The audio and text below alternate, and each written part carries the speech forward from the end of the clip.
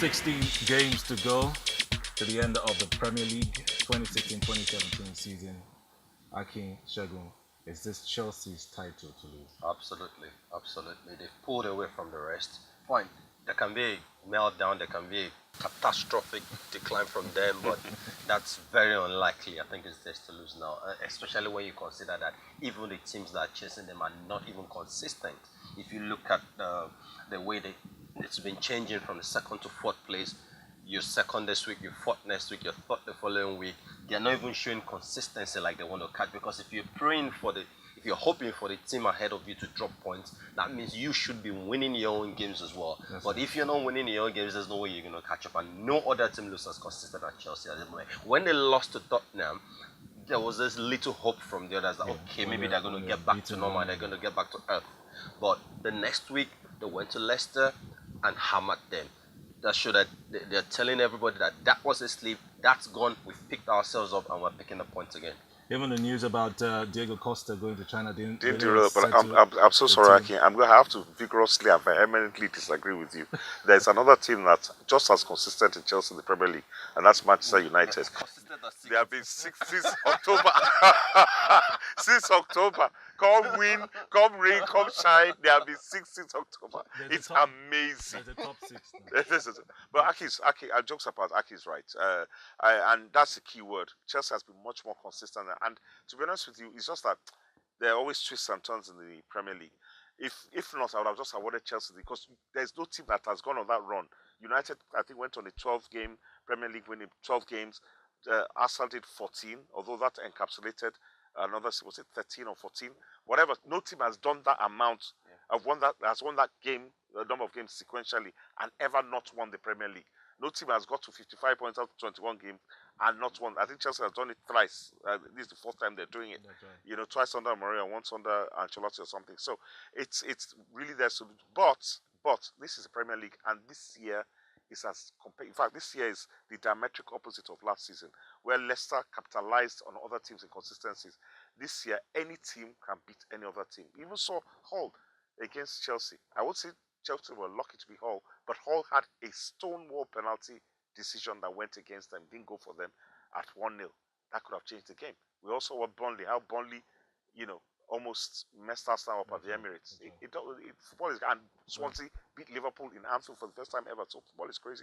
If Chelsea can go to Liverpool and get out of Anfield without losing, then I think I think the title is theirs.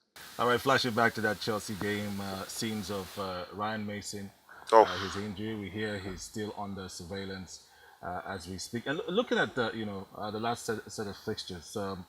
The only teams that did themselves some good, first and second, not surprising. Arsenal won at home against Burnley.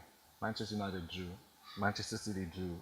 Liverpool lost. So when you talk about consistency, you're definitely right. We look at the table, the Premier League table, right there on your screens. Chelsea up there with 55 points, 8 points above, of course, Arsenal, which... no doubt, it certainly looks like it's theirs to look. Let's look at it's theirs to lose, I mean. Let's look at the fixtures coming up in the next midweek. Fixtures involving the top teams, as it were, the top six. You mentioned Liverpool versus Chelsea. Any quick predictions for that one? That's a big one. It's going to be a cracker. As Shego said a minute ago, if Chelsea can come out of that game with a win or at worst a draw, then they'll put one hand on the draw. Who would you put your money on? I'm going to put my money on a Chelsea win. Chelsea with Anfield? Yeah. We'll have to check out the odds on Nairabet. Who would you put your money on? I'll put my money on Liverpool. Liverpool? They tend to rise for the big occasions. Put my money on. I think that's the last chance of the whole of the Premier League to stop Chelsea from running away with it. Well, a win for them would just take them to 48 points. No way close to Chelsea. So. Yeah, well, there's still games to play. I mean, United, remember that 2012 or something, 8 points clear in April. Yeah. And proceeded to throw it away and ended up losing the title to Manchester City on goals difference. So it could happen, but Chelsea has been consistent. I love that word. They've been the most consistent team, and they deserve to be where they are. Arsenal will also take on Watford. You fancy them getting 3 points? I fancy 3 points. 3 points for Arsenal. And Spurs are away at the Stadium of Light. Tricky one. 3 points for Spurs. I like Spurs. I mean, Spurs were absolute rubbish against Manchester City. And their goalkeeper, but they still, they only had 2 chances. And you see, that's the difference between like the likes of Spurs and Manchester United. That's why United are 6th. Too many draws. Too many people that don't take their chances. United is all about Ibra. If Ibra isn't scoring, then who's scoring? Spurs spread their goals, and Chelsea does as well. And that's the difference. But against that's what they Hull City, against Hull United, you should fancy them getting a win. Oh, definitely. 3 you're points not for sure. United. 3 points for You're United. fan, are you sure of them these days? We're going to get out of 6th very soon. We're going to move to maybe 5th or something, but we still have to wait for Man City to drop points to go above them. But it doesn't look like they're going to drop points this next week. All right, so definitely those are the big fixtures. Any quick word on Leicester City, the defending champions? Leicester. I think Ranieri's decree when he was How at would you Chelsea. describe their season? No, he's been disastrous, but they're still in Champions League. But it's this: Ranieri has betrayed what got him the title last year. Last year they played a 4-4-1-1. Yeah, we all know N'Golo Kante has gone to Chelsea and she doesn't make it for it, but he's betrayed that consistency. The same old word.